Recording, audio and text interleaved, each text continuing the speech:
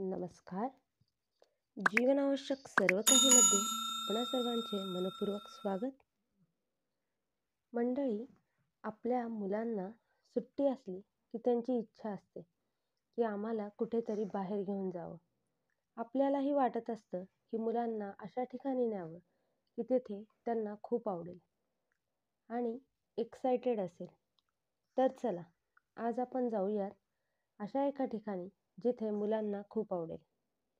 नमस्कार, मी स्मिता. जीवनावश्यक सर्व काहीमध्ये आपणा सर्वांचे मनपूर्वक स्वागत. आज आपण पुण्यामधील सातारा महामार्गावर कात्रजमधील प्राणी संग्रहालयात जातोय. या प्राणी संग्रहालयाचे नाव राजीव गांधी प्राणी संग्रहालय आहे. आता आपण पाहूयात या उद्यानामध्ये काय काय आहे, कोणकोणते प्राणी आहेत, येथे जायचं तर ते कसं जावं, उद्यानाची वेळ कोणती, अशी सर्व माहिती.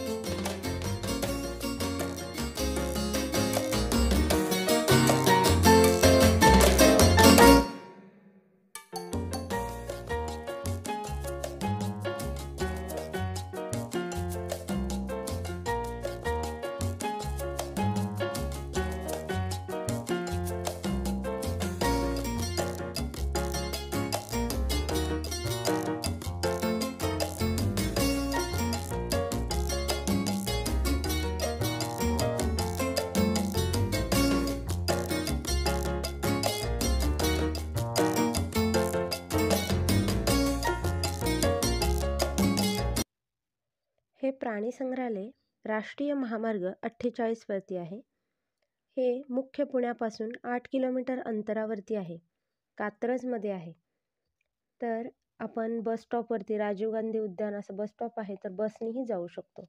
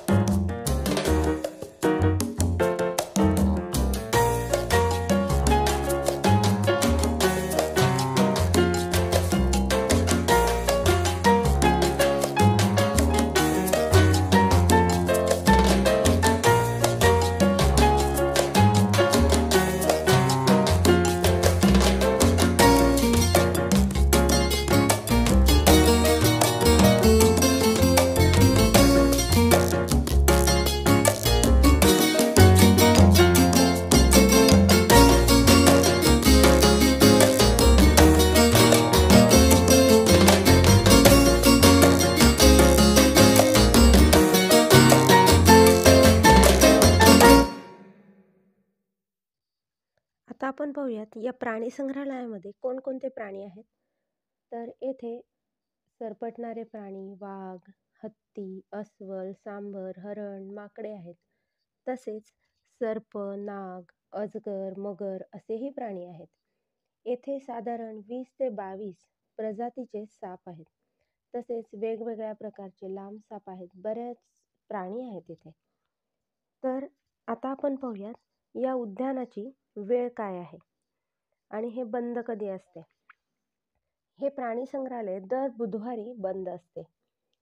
उद्यानाची वेळ सकाळी 9:30 ते 5:30 पर्यंत असते आणि प्राणी संग्रहालयाचे मुख्य प्रवेशद्वार हे 6:30 वाजता हे प्रवेशद्वार बंद होते. 1 एप्रिल ते 15 जून पर्यंत 9:30 ते 5:30 असते चालू आणि 16 जून ते 31 मार्च पर्यंत सकाळी 9:30 ते 5 पर्यंत असते. म्हणजे साधारण 9 ते 5 असा टायमिंग आपण धरू शकतो. आणि बुधवारी प्राणी संग्रहालय बंद असते आणि 6:30 वाजता 6 नंतर हे मुख्य प्रवेशद्वार बंद होते.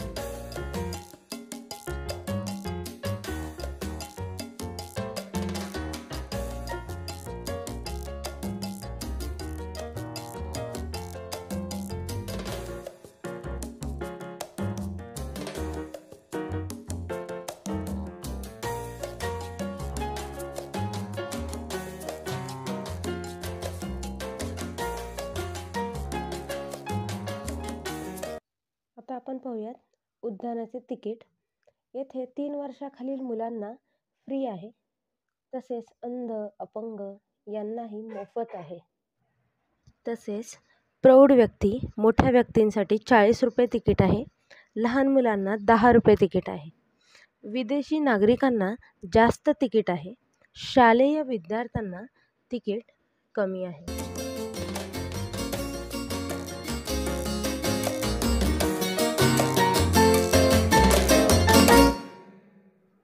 व्हिडिओ आवडला असेल तर लाईक करा, शेअर करा आणि अशाच प्रकारचे नवीन व्हिडिओ पाहण्यासाठी चॅनलला सबस्क्राईब करा.